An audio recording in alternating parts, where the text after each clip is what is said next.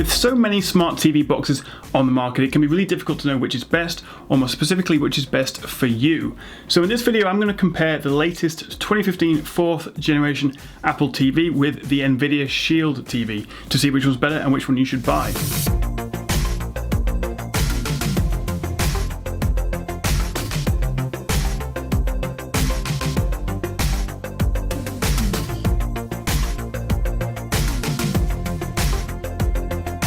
On paper, the Shield is significantly more powerful than the Apple TV with a quad-core processor, 50% more RAM and support for HDMI 2, which supports 4K 60 and even HDR content compared to the Apple TV's maximum output of 1080p 60. 4K may not be a big deal for most of us just yet, but for future-proofing, the Shield is way ahead. While the Apple TV doesn't support any external storage, the Shield features a micro SD card slot and two USB 3 ports which can be used to add more storage or plug in accessories like a mouse and keyboard, for example. But as we all know, you can't judge something based purely on the hardware and the specs alone, so what do they actually like to use? Well, it all comes down to the software. It's the new Apple TV OS versus Android TV.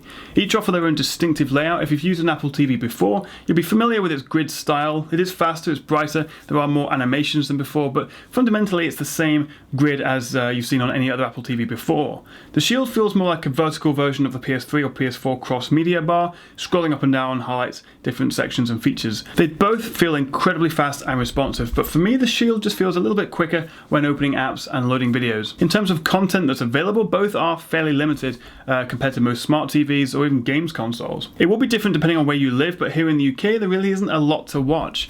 Netflix and YouTube are pretty much the only major content provider that's available on both systems. There's no Amazon Prime, Now TV or Sky Go on either yet, but both NVIDIA and Apple have confirmed that they will be adding these content providers through future updates. So how do you actually control each system? Well, bundled with the Apple TV is the new Siri remote, which has a very smooth and responsive glass trackpad at the top, along with a dedicated Siri, home, menu, play, pause, and power buttons. Its smooth corners, metal back, and lightweight design means it's incredibly comfortable to use. It's also charged via the same lightning cable that you use for the most recent iPhones and iPads, which is quite convenient for charging. It's also got a built-in accelerometer and gyroscope, which means it's a bit of a gamepad as well. You can control games through moving it and rotating it, a bit like a Wii remote. It's a bit of a different story for the NVIDIA Shield though. NVIDIA prioritized gaming, and so bundled with each Shield is a dedicated controller, a bit like a fat Xbox One controller. It doesn't feel particularly premium and it is a bit chunky to be fair, but it does sit comfortably in your hand, it is quite comfortable, and does give you a full gaming experience. You also have the option to separately buy a more traditional Shield remote, which is a bit like the Apple Siri remote minus the trackpad. You can also navigate, change volume, and use voice commands through Google Now Voice on either controller and charge them via micro USB. Both the Apple TV and the NVIDIA Shield support voice control. We've got Siri with the Apple TV and Google Now Voice with the Shield. So you can control both with your voice. You can ask for the weather, the time, search for specific action movies or actors, or even just play and launch content like games and apps, for example. It basically comes down to iPhone versus Android. Do you prefer Siri or do you prefer Google Voice? For me, Google does come out a little bit on top. Siri feels a bit slower on the Apple TV and doesn't feel quite as deeply integrated as the Google Voice does on the Shield. One of the main selling points for both new boxes is their support for apps. The Apple TV features its own App Store, whereas the Shield can play and run Android TV 5.1 apps. It's a bit like the App Store versus the Google Play Store, except neither are really as good as they are on phones or tablets. This is because developers are required to update their apps to support the slightly different software that these boxes run on your TV. So while you can get the likes of Crossy Road, Asphalt 8, and Modern Combat, just to name a few, for both systems, there's nowhere near the range of apps available that you can get on your phone or tablet. This will improve with time as developers update their apps, but in the meantime, it does feel a bit limited on both devices in terms of the variety of apps and games that you can actually play. The Shield does have a few tricks up its sleeve though, which the Apple TV doesn't. It has Shield Games, GeForce Now, and GeForce Stream.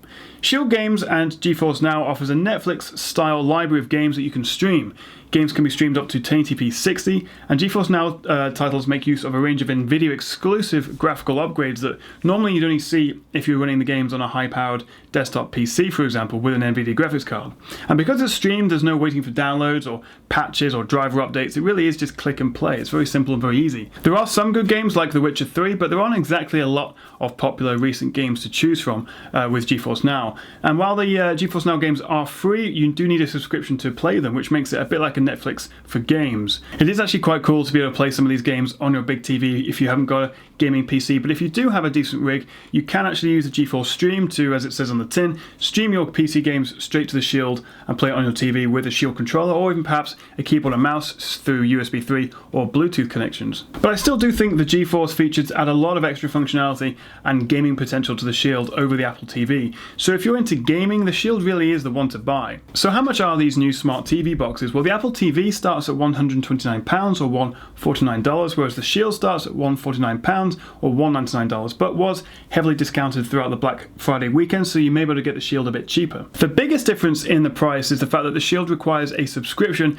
in order to use the extra gaming features on the Shield, like the GeForce Now and GeForce Stream. So you basically have to pay a subscription. You do get 3 months free, but then it's £7.49 or $7.99 a month thereafter, and does make the Shield a fair bit more expensive than the Apple TV. But to be fair, you don't have to pay for the subscription. That is only to get access to the GeForce sort of streaming gaming features. So if you are a gamer, it may be worth it. If you're not, you can just leave it and just use it as a media solution, like a bit like the Apple TV, and not pay the subscription. You could also compare the subscription to sort of like a PlayStation Now or Xbox Gold membership. It's just like another one of those for PC gaming. So the big question, which is better? Well, I think if you already own loads of movies, TVs and music on iTunes, and AirPlay is more important to you than Chromecast, then the Apple TV is going to be the better media solution for you. But if you want 4K support or a bit more of a gamer, then the Shield is the obvious choice. The app stores are still limited on both, and while I prefer the Apple TV's remote, the Shield controller is more versatile for gaming. Personally, I think I would opt for the Shield. I think it has a lot more potential than the Apple TV in the future. I just love how fast everything feels on it. So I hope you found this comparison between the Apple TV and the NVIDIA Shield helpful. Let me know which one you'd buy, if you'd buy one at all, in the comments below. So thank you very much for watching, guys. Please do like and subscribe, and I'll catch you again on the Tech Chat.